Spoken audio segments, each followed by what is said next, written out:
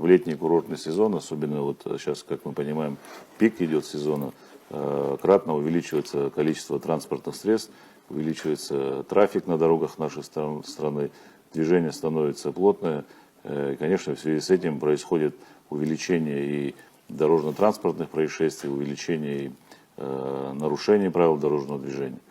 Если говорить коротко о статистике за 7 месяцев работы госавтоинспекции, можно сказать, что за 7 месяцев 2026 года зарегистрировано 81 дорожно-транспортное происшествие, в результате которых погибло 23 человека, и ранения получил 101 человек. Если говорить за аналогичный период 2025 года, зарегистрировано 73 дорожно-транспортных происшествий, в которых погибло 23 человека, и ранения получили 110. То есть эта статистика, конечно, отражает реальную ситуацию, потому что все факты дорожно-транспортных происшествий, тем более с летальным исходом, они фиксируются и они отражены в этом отчете.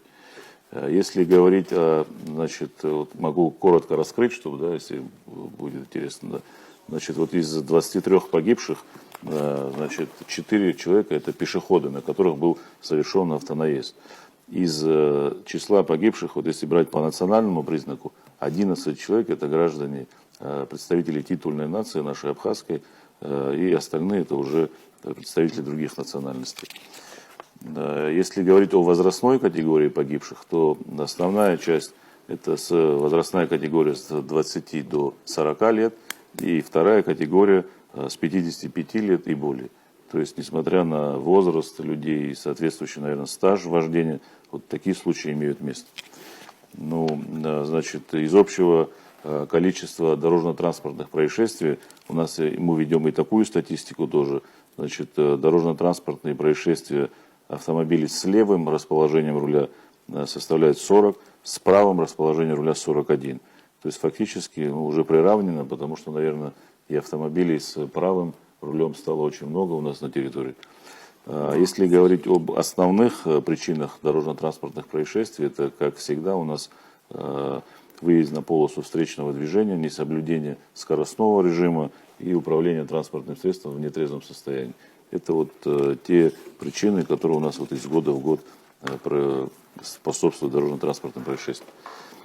Если говорить о количестве выявленных людей, управляющих транспортным средством в нетрезвом состоянии, то за 6 месяцев их было выявлено 1214 человек, из которых право управления транспортным средством, то есть лишены прав, были 965 человек, и 249 материалов по данной статье было направлено в суд для дальнейшего рассмотрения.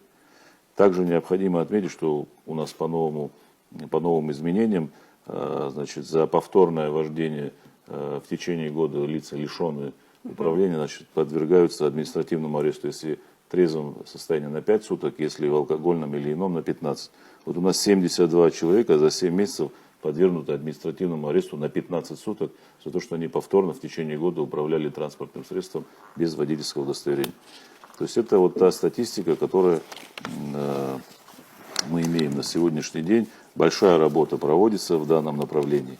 И, конечно, есть и вопросы к работе госавтоинспекции и так далее, но необходимо отметить, что на сегодняшний день существенным подспорьем, помощью в работе ГАИ являются камеры фото-видеофиксации, установленные на республиканской трассе прежде всего.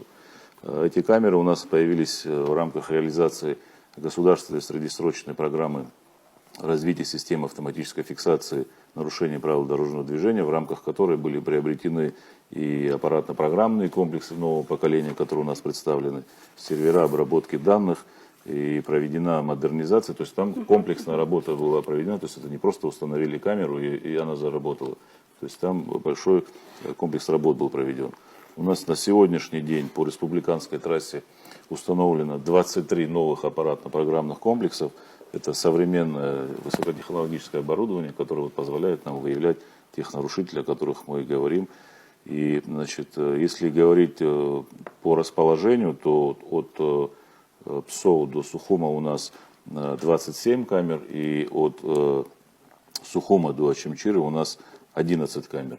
Также в рамках реализации этого проекта у нас введено в эксплуатацию 7 рубежей контроля. Это рубежи контроля проезда автотранспорта, которые позволяют выявлять тех нарушителей, где им, соответственно, впоследствии вручаются эти постановления об административном правонарушении, и также где взыскиваются с них штрафы и составляется административный протокол.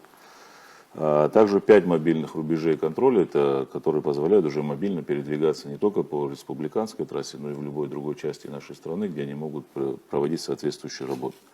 Вот я почему говорю об этих камерах, потому что вот из практики, из анализа деятельности уже можно сказать, что там, где они расположены, в этих местах у нас снижается скорость, снижается аварийность, снижается дорожно-транспортные происшествия с летальным исходом и с травматизмом. То есть эти камеры реально приносят пользу и эффект, и мы видим тот вклад, который действительно они вносят в обеспечение безопасности дорожного движения. У нас есть еще одна, значит, по этим камерам работа, которую мы проводим. Сегодня они используются, их функционал, к сожалению, используется не на полную мощность, потому что помимо скоростного режима эти камеры видят еще пересечение сплошной линии, выезд на встречную полосу, отсутствие ремня безопасности, разговор по телефону во время движения. Для того, чтобы вот эти нарушения мы фиксировали, то есть фиксировала эта камера, она их фиксирует, но мы не можем их, значит, предъявлять водителям в связи с тем, что нам необходимо внести изменения в Кодекс об административных правонарушениях. Эта инициатива уже нами подготовлена, разработана и отправлена в администрацию президента для согласования и последующей отправки в парламент. Вот как только мы внесем соответствующие изменения, функционал этих камер еще больше расширится, и, соответственно, они будут видеть больше правонарушителей, и будет у нас и кратное, наверное, увеличение нарушителей в том числе. Вот если коротко сказать о статистике по этим камерам, вот за период функционирования этих камер с 1 января 2024 года по настоящее время у нас вручено порядка 200 тысяч постановлений об административных правонарушениях. То есть это 200 тысяч нарушителей фактически, которым были предъявлены нарушения фото-видео фиксации в режиме там, фотографии, видео, там, в каком виде они хотят. Значит, из которых было оплачено 154 миллиона 763, извиняюсь, из которых было оплачено 154 тысячи 763 постановления. То есть из 200 тысяч, которые были вручены, и в республиканский бюджет поступило 111 миллионов рублей. Это за какой период времени? Это с 24 года по настоящее время. Значит, а все платят? Ну, с этим у нас тоже есть проблемы, конечно, не все платят, и с должниками у нас проводится отдельно соответствующая работа, вплоть до изъятия транспортных средств. Значит, если говорить о том вот, результатах непосредственно за 7 месяцев этого года, вот за 26 год вручено постановление 68 тысяч.